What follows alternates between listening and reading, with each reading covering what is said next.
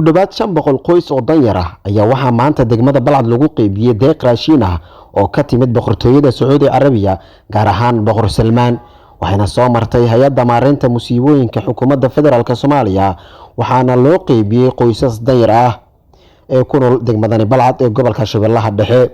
Axmed Maxamed Miini Garabi oo ah xubin ka mid ah hay'adda maareynta ayaa wakiil ka ahaa deeqdani raashin ee maanta la soo gaarsiiyay dadka danyar ah ee ku dhaqan degmadani Balcad.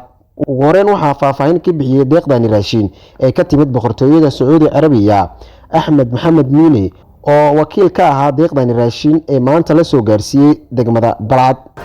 maanta waxaan joognaa degmada Balcad waxaan u joognaa hawlo shaqo oo ku saabsan arrimaha gargaarka.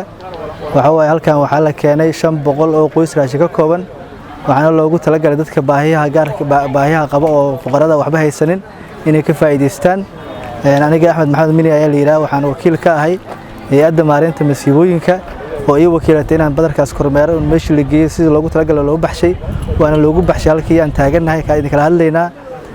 waxaan u mahadcelinayaa hay'adda maareynta musiibooyinka oo gargaarka bini'aadamada markasta u taagan oo shaqadaas hufnaanta la aad ugu howlan.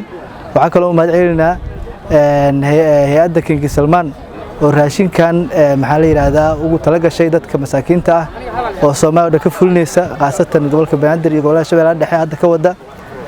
aad ayaan ugu mahadcelinaynaa baahiyona waa badan yihiin inay la majibarto waa ka codsanaynaa kada tadaamun oo badarkan oo shaqadeedu ay ahayd inay soo gado oo keento halkii meesha lagu talagalay ay geyso marka waa iyadana aadan ugu mahadcelinaynaa.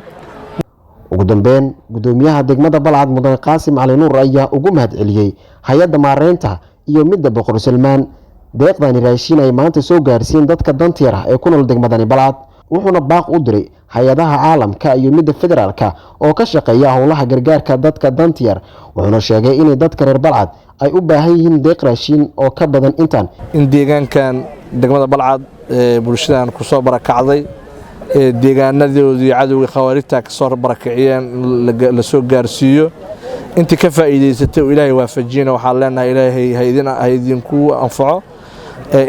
intii gaari weysayna waxaan leenahay insha Allah waqtiyo kale gaari doontiin. 500 oo kaar meel kama qoyso degmada Balcad iyo tuulooyinkeeda meel kamid ah waxaan codsanaynaa oo hay'adda maareynta musiibooyinka qaranka Soomaaliyeed ka codsanaynaa iyo hay'adaha kaabayo iyo shirkadda in degmada Balcad il kale lagu soo fiiriyo.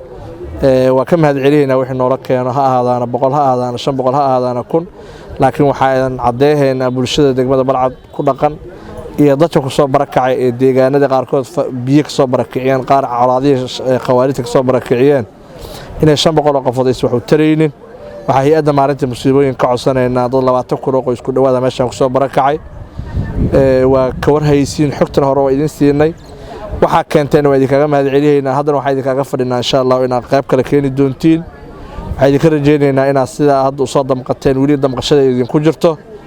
qof walba oo muslim ah oo muxsin ah ee sadaqaystay xoolahan ay ugu weyn tahay oo ugu weyn yahay xafiiska bin Salmaan ee ku yaala King bin Salmaan ee ku yaala magaalada Muqdisho madaxda joogto iyo muxsiniinta ay ka soo qaadeen iyo dawladihii kale ee soo bixiyay xoolahan Ilaahay badal khayr qaba siyaa leenahay. waxaa si guud mar labaad iyo mar saddexaad u codsanaynaa codsi guud u diraynaa hay'ad walba ee ka shaqeyso gargaar inay dadka bulshada Balcad u baahan yihiin gargaar inay u baahan yihiin caafimaad. Saadaq Socdaal telefishinka qaranka Soomaaliyeed degmada Balcad ee gobolka Shabeellaha Dhexe.